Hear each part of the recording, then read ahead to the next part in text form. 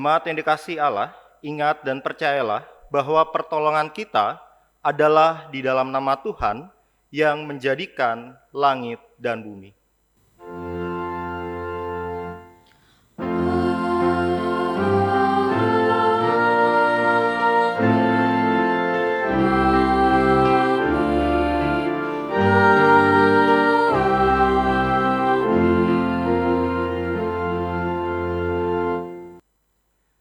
Kasih karunia dan damai sejahtera dari Allah Bapa dan dari Tuhan Yesus Kristus menyertai saudara.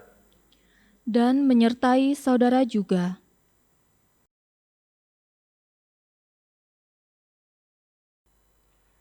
Jemaat yang dikasihi Tuhan, menyelami dan memahami pikiran Allah adalah sebuah proses yang harus terus terjadi dalam kehidupan kita, termasuk memahami kehendak Tuhan di tengah pandemi ini. Dengan tema, memahami yang dipikirkan Allah, kiranya kita semakin memuji dan memuliakan Tuhan dalam setiap pengenalan kita akan Allah. Seperti yang tertuang di dalam Yeremia 15, ayat yang ke-16, apabila aku bertemu dengan perkataan-perkataanmu, maka aku menikmatinya. Firman-Mu itu menjadi kegirangan bagiku dan menjadi kesukaan hatiku. Sebab nama-Mu telah diserukan atasku, ya Tuhan, Allah semesta alam. Jemaat yang dikasihi Tuhan, saya mengajak untuk kita bersama menaikkan doa pengakuan dosa. Mari kita bersatu dalam doa. Ya Tuhan, dalam perjalanan kehidupan yang kami langkahi, banyak hal yang membuat diri kami lebih memilih rancangan kami, lebih memilih pemikiran kami daripada kehendak-Mu Tuhan. Kami acap kali, baik dalam pribadi kami, ataupun di dalam persekutuan gereja-Mu, kami lebih mementingkan apa yang kami pikirkan, bukan apa yang Tuhan pikirkan. Tuhan ampuni kami, dan Tuhan tolong kami. Inilah doa kami, keberserahan kami, di dalam nama-Mu, Tuhan Yesus Kristus, Tuhan Sang Sahabat, di dalam perjalanan kehidupan kami telah berdoa. Amin.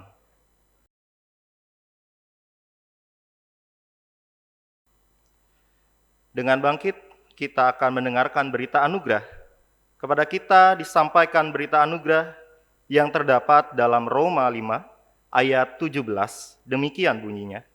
Sebab jika oleh dosa satu orang, maut telah berkuasa oleh satu orang itu, maka lebih benar lagi mereka yang telah menerima kelimpahan kasih karunia dan anugerah kebenaran akan hidup dan berkuasa oleh karena satu orang itu, yaitu Yesus Kristus. Demikianlah berita anugerah dari Tuhan. Syukur kepada Allah.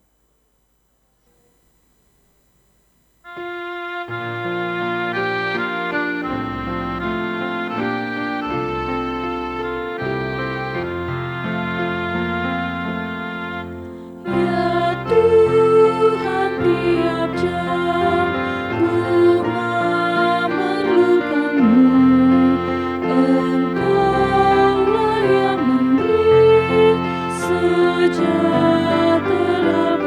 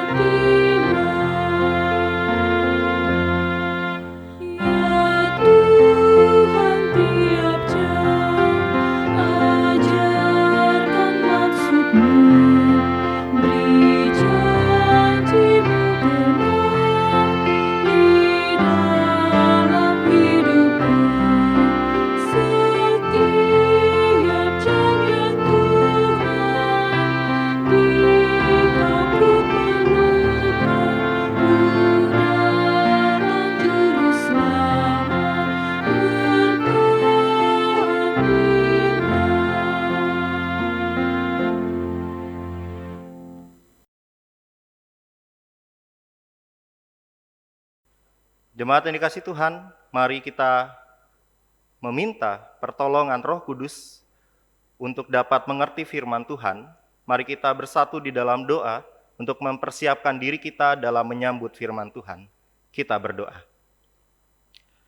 Ya Tuhan, kami bersyukur pada saat ini kami diberikan kesempatan untuk dapat belajar firman-Mu, untuk dapat terlebih melakukan firman-Mu di dalam kehidupan kami.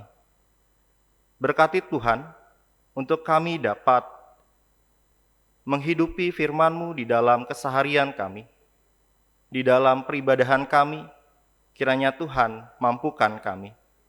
Inilah doa kami, dalam nama-Mu Tuhan Yesus Kristus, Sang Firman yang hidup, kami telah berdoa. Amin. Jemaat yang dikasihi Tuhan Yesus Kristus, bacaan Alkitab pada hari ini diambil dari Matius 16 ayat 21 sampai dengan 28. Sejak waktu itu, Yesus mulai menyatakan kepada murid-muridnya bahwa ia harus pergi ke Yerusalem dan menanggung banyak penderitaan dari pihak tua-tua, imam-imam kepala, dan ahli-ahli Taurat, lalu dibunuh dan dibangkitkan pada hari ketiga. Tetapi Petrus menarik Yesus ke samping dan menegur dia. Katanya, "Tuhan, kiranya Allah menjauhkan hal itu. Hal itu sekali-sekali takkan menimpa engkau." Maka Yesus berpaling dan berkata kepada Petrus, "Nyalah iblis, engkau suatu batu sandungan bagiku, sebab engkau bukan memikirkan apa yang dipikirkan Allah, melainkan apa yang dipikirkan manusia." Lalu Yesus berkata kepada murid-muridnya, "Setiap orang yang mau mengikut aku, ia harus menyangkal dirinya, memikul salibnya, dan mengikut aku. Karena barang siapa mau menyelamatkan nyawanya, ia akan kehilangan nyawanya. Tetapi barang siapa kehilangan nyawanya karena aku, ia akan memperolehnya.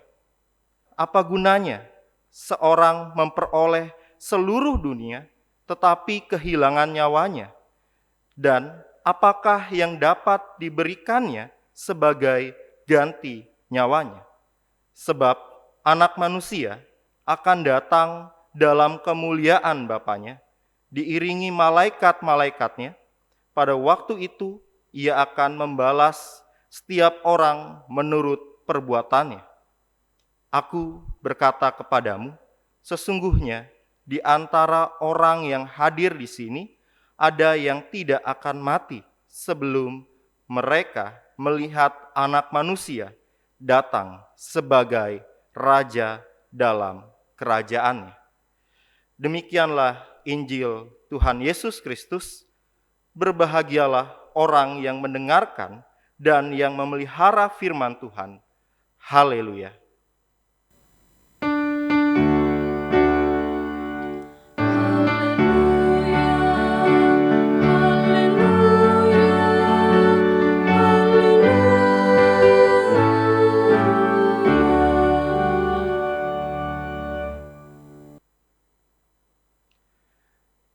Jemaat yang dikasihi Tuhan Yesus Kristus, salam sejahtera bagi kita sekalian. Salam persahabatan dari Jemaat GKI Pulau Mas, Jakarta, untuk Jemaat GKI Kelapa Cengkir. Jemaat yang dikasihi Tuhan, pada saat ini kita mau mendalami, kita mau merefleksikan sebuah tema yang sulit. Kenapa sulit? Memahami yang dipikirkan oleh Allah. Satu kata untuk menggambarkan hal ini, yaitu tadi, sulit. Kenapa? Sebelum diri kita mendalami tema ini, mari kita mencoba memahami sesama kita.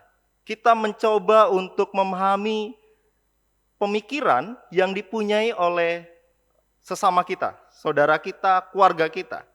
Caranya mudah. Saya akan menyebutkan sebuah kata dan jemaat sekalian mencoba untuk menebak kata apa yang sekiranya berhubungan dengan kata tersebut. Kita mulai saja. Saya akan menuliskan sebuah kata yang jemaat sekalian coba pikirkan apa yang terlintas dari benak jemaat sekalian tentang kata ini. Kata yang saya akan tuliskan adalah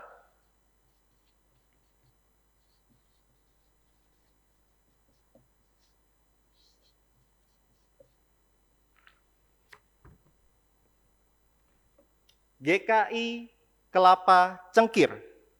Apa yang terlintas di benak jemaat sekalian ketika mendengar kata ini? Satu kata saja. Coba dipikirkan sejenak, coba didalami sejenak tentang GKI kelapa cengkir.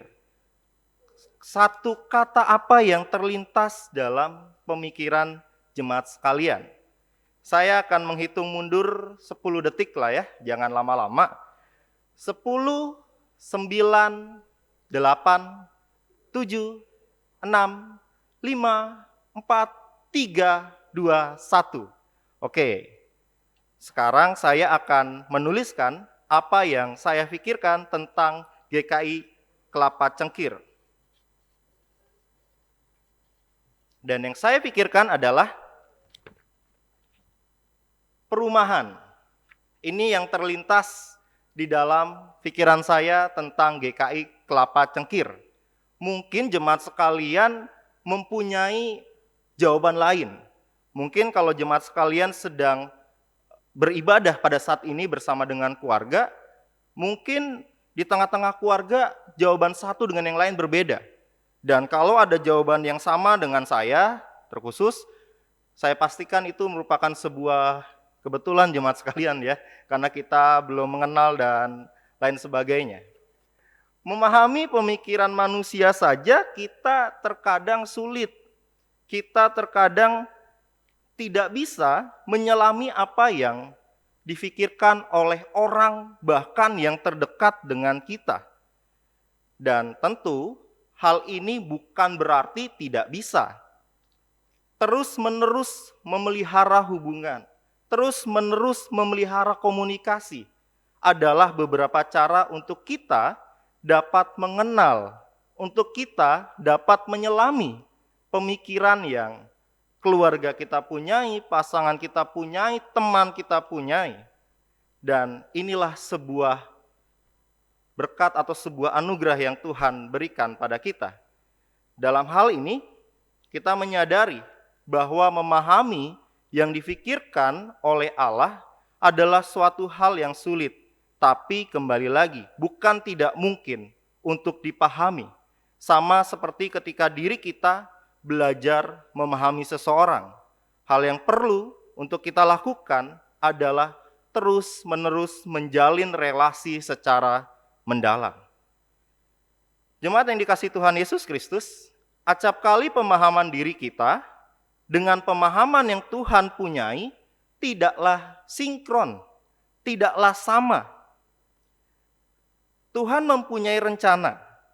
Diri kita tahu bahwa rencana Tuhan adalah rencana damai sejahtera. Akan tetapi, ternyata diri kita mempunyai rencana lain yang acap kali tidak sesuai dengan rencana Tuhan. Sebagai contoh seperti ini jemaat sekalian. Dalam hidup berkeluarga, kita yakin dan kita mengamini bahwa rencana Tuhan dalam kehidupan keluarga kita, taruhlah sepasang suami istri adalah damai sejahtera, cinta kasih, dan saling memahami satu dengan yang lain. Tetapi beberapa kisah kehidupan memperlihatkan cerita yang berbeda. Ketika pribadi mempunyai rencana lain dalam kehidupan keluarga, maka kita mendengar kisah tentang KDRT, suami kepada istri, istri kepada suami, lalu suami yang selingkuh atau istri yang selingkuh, Ini rencana-rencana yang kita punyai, yang sangat berbeda dengan rencana Tuhan. Hal ini terjadi karena diri kita tidak memahami, tidak memelihara rencana Allah.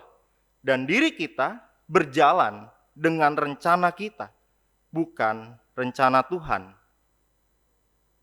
Jemaat Tuhan, pada hari ini kita melihat sosok Petrus. Minggu lalu Tuhan Yesus mengapresiasi jawaban yang Rasul Petrus punyai tentang siapa Yesus. Karena jawaban ini menunjukkan bahwa Petrus mengikuti kehendak Allah Bapa. Akan tetapi, ketika Tuhan Yesus memberikan gambaran, memberikan sebuah kisah apa yang akan terjadi, apa yang akan dihadapi oleh Kristus, Petrus memakai paradigma yang dia punyai. Kehidupan Petrus mempunyai konteksnya yang terselimuti sehingga Petrus tidak dapat melihat rancangan Tuhan. Kehidupan yang kita punyai acap kali terselimuti oleh konteks yang ada. Konteks kehidupan Petrus membuatnya tidak dapat memahami kehendak yang dipunyai oleh Allah. Kehidupan bangsa Yahudi pada saat itu dijajah oleh bangsa Roma. Mereka mempunyai sebuah harapan akan datangnya seorang pahlawan, seorang juru selamat yang akan membebaskan mereka. Seorang pribadi yang menyelamatkan mereka dan membawa kepada kejayaan seperti dahulu. Dalam kaitan ini, banyak pribadi dan salah satunya Petrus memandang Tuhan Yesus adalah sosok yang dibutuhkan. Tetapi tentu ini bukan hal yang menjadi tujuan kehadiran Kristus di dunia. Bukan ini jalan pikiran Allah, bukan ini rencana yang dipunyai oleh Kristus untuk menyelamatkan manusia. Via Dolorosa yang dilakukan untuk menyelamatkan manusia. Sebuah jalan yang Kristus beritakan kepada para murid tentang apa yang akan terjadi kepadanya. Bahwa Kristus akan menanggung banyak penderitaan. Diserahkan kepada imam-imam dan mati. Jemaat sekalian, rasanya sampai sini Petrus menyimak perkataan Tuhan Yesus. Ungkapan tentang kebangkitan tidak lagi dipedulikan oleh Petrus. Petrus marah dengan ungkapan yang Kristus berikan. Karena ia menilai bukan itu yang terjadi kepada Kristus. Petrus memasukkan apa yang ia pikirkan, bukan apa yang Tuhan pikirkan. Jemaat yang dikasihi Tuhan, memahami apa yang dipikirkan Tuhan sulit, tapi bukan tidak mungkin untuk dipahami. Lalu bagaimana diri kita memahami, mengetahui kehendak Tuhan? Kristus mengatakan, menyangkal diri mempunyai arti hidup bukan berdasarkan aku lagi. Hidup bukan berdasarkan tentang aku dan aku. Tetapi tentang Kristus, tentang Tuhan. Dan yang kedua, memikul salib mempunyai arti bagaimana diri kita menanggung penderitaan di dalam Kristus. Dan jemaat sekalian, memahami kehendak Tuhan adalah sebuah proses kehidupan yang terus-menerus. Proses kehidupan yang kita pelihara hari lepas hari. Ibaratnya sebuah kisah, ketika kita memainkan drama, kita diberikan sebuah teks. Kita tahu dari awal, pertengahan, hingga akhir drama tersebut. Itu adalah teksnya manusia. Tetapi jemaat sekalian, teksnya Tuhan terkadang berbeda. Terkadang kita tahu arti dari kisah kita kita tahu arti dari perjalanan kehidupan kita ketika kita sudah melewati bagian-bagian langkah yang telah kita tempuh. Kita baru memahami, kita baru menyadari bahwa kita tidak sendiri di dalam menghadapi pergumulan yang kita punyai. Bukankah ini yang menjadikan diri kita untuk diajak bertumbuh, untuk diajak terus belajar, bukan berhenti pada satu titik, tetapi teruslah belajar untuk memahami, teruslah bergumul di dalam kehidupan kita. Kita bersyukur bahwa diri kita dimampukan oleh Roh Kudus untuk menyelami, untuk dapat memahami apa yang menjadi kehendak Allah. Karena kehendak Allah adalah damai sejahtera, kehendak Allah adalah kehendak hidup dalam kemuliaan baginya. Amin.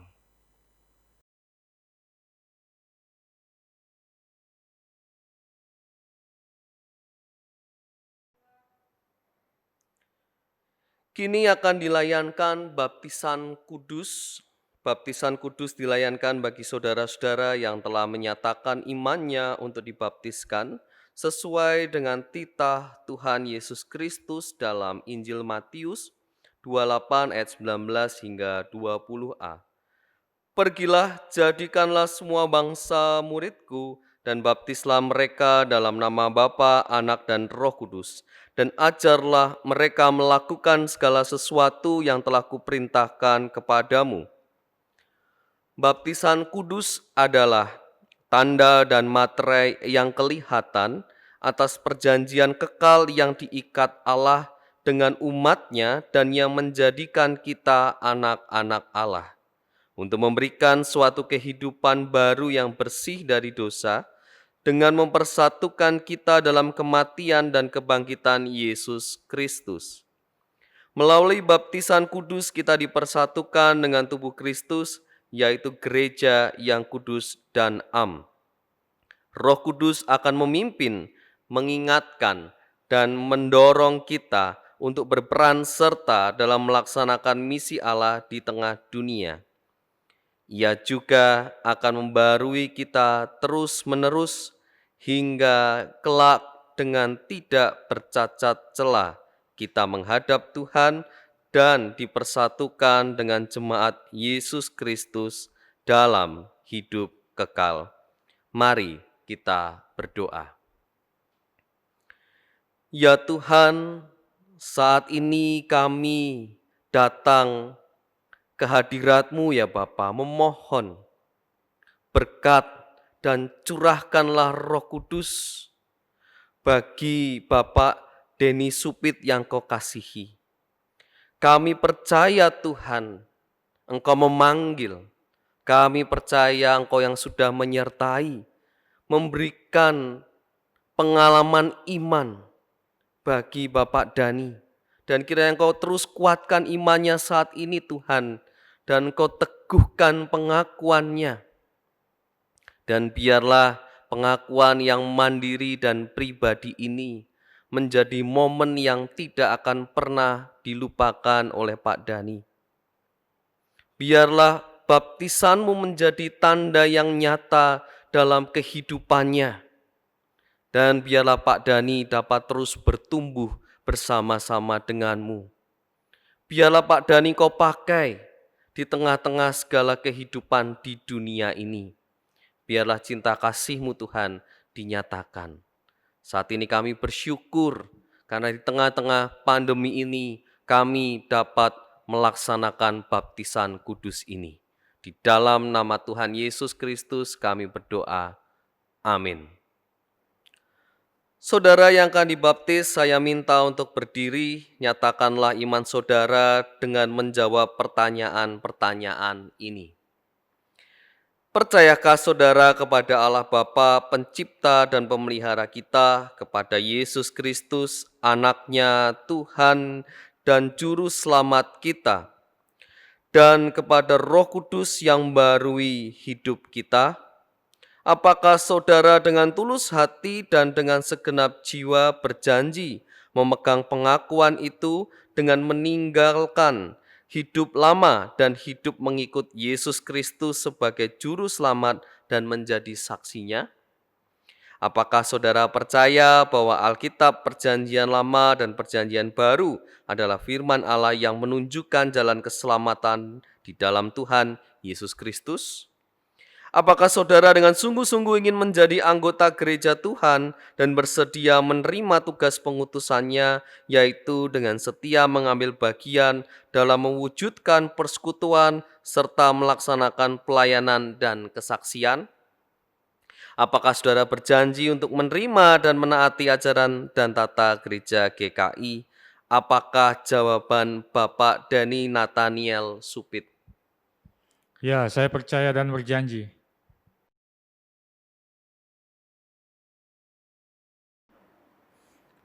Jemaat Tuhan, mari kita mengikrarkan iman kita bersama-sama dengan saudara yang akan dibaptis dengan mengucapkan pengakuan iman rasuli. Aku percaya kepada Allah, Bapa yang Maha Kuasa, Khalik langit dan bumi, dan kepada Yesus Kristus, anaknya yang tunggal, Tuhan kita, yang dikandung dari Roh Kudus, lahir dari anak darah Maria, yang menderita sengsara di bawah pemerintahan Pontius Pilatus, disalibkan, mati dan dikuburkan, turun ke dalam kerajaan maut. Pada hari yang ketiga, bangkit pula dari antara orang mati, naik ke surga, duduk di sebelah kanan Allah, Bapa yang Maha Kuasa. Dan dari sana Ia akan datang untuk menghakimi orang yang hidup dan yang mati. Aku percaya kepada Roh Kudus, gereja yang kudus dan am, persekutuan orang kudus, pengampunan dosa, kebangkitan orang mati, dan hidup yang kekal. Amin.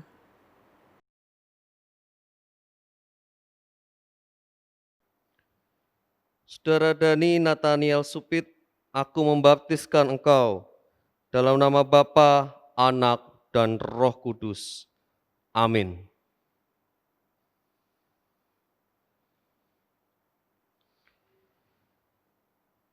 Allah, sumber segala kasih karunia yang telah memanggil saudara dalam Kristus kepada kemuliaannya yang kekal, melengkapi, meneguhkan, menguatkan, dan mengokohkan saudara. Dialah yang mempunyai kuasa sampai selama-lamanya.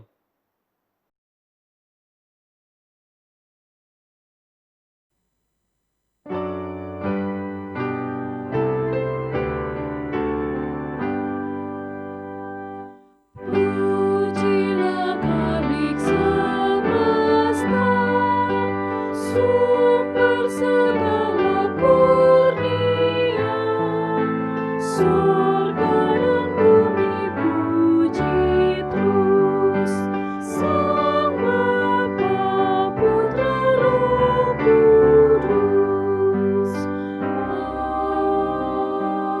Amin.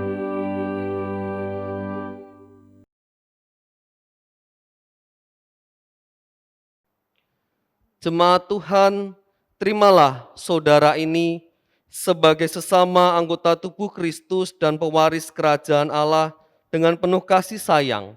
Saling merawatlah, saling memeliharalah, dan saling menegurlah supaya dalam kesatuan jemaat karya Allah nyata.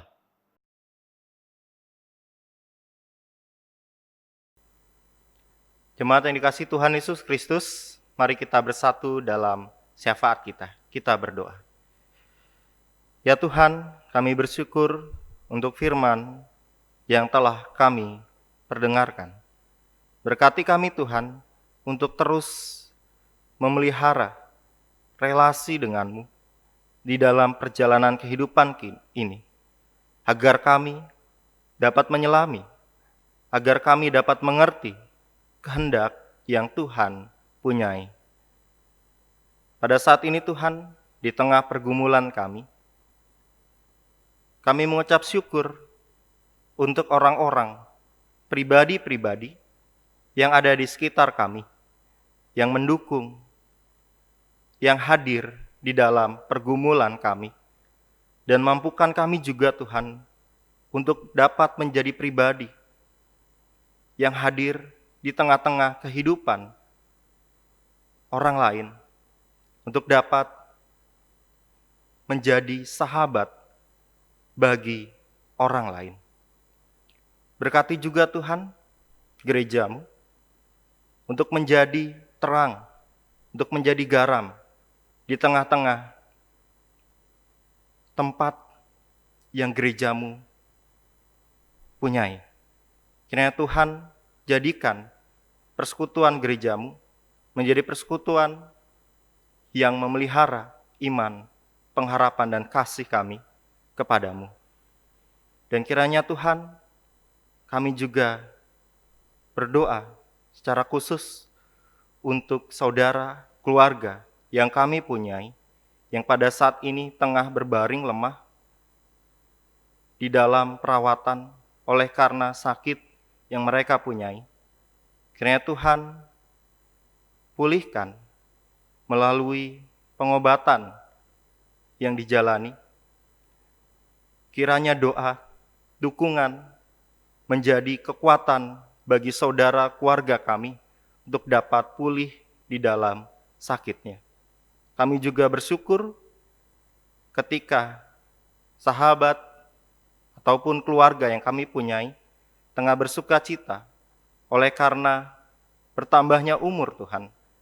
Kiranya Tuhan berkati perjalanan, Tuhan berikan kekuatan bagi saudara keluarga kami yang tengah bersuka cita oleh karena ditambahkannya umur Tuhan.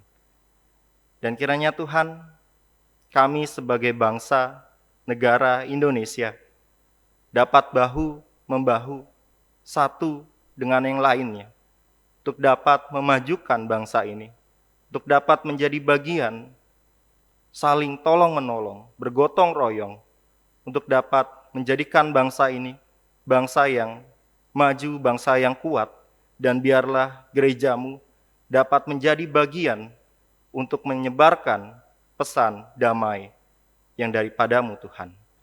Inilah doa kami, hanya di dalam namamu kami berdoa. Amin. Nas persembahan terambil dari Roma 12 ayat 1. Karena itu saudara-saudara, demi kemurahan Allah aku menasihatkan kamu, supaya kamu mempersembahkan tubuhmu sebagai persembahan yang hidup, yang kudus, dan yang berkenan kepada Allah. Itu adalah ibadahmu yang sejati.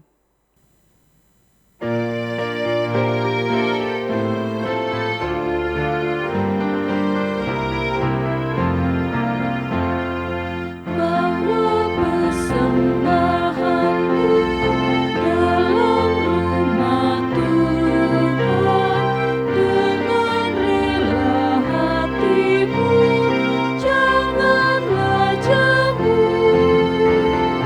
Bawa persembahanmu, bawa dengan suka, bawa persembahanmu, tanda sukacitamu, bawa persembahanmu, ucaplah syukur. Persembahkan dirimu untuk Tuhan pakai, agar kerajaannya makin nyatalah. Damai dan sejahtera diberikan Tuhan. Bawa persembahanmu, tanda sukacitamu, bawa persembahanmu, ucaplah syukur.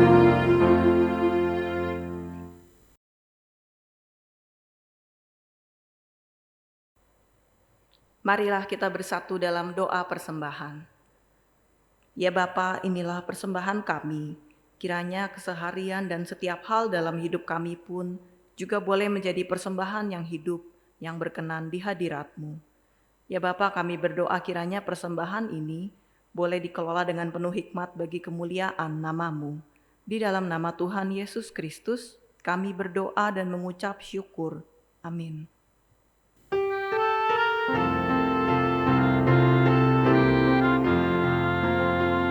Kuutus Kau mengabdi tanpa pamrih, berkarya terus dengan hati teguh, meski dihina dan menanggung duka.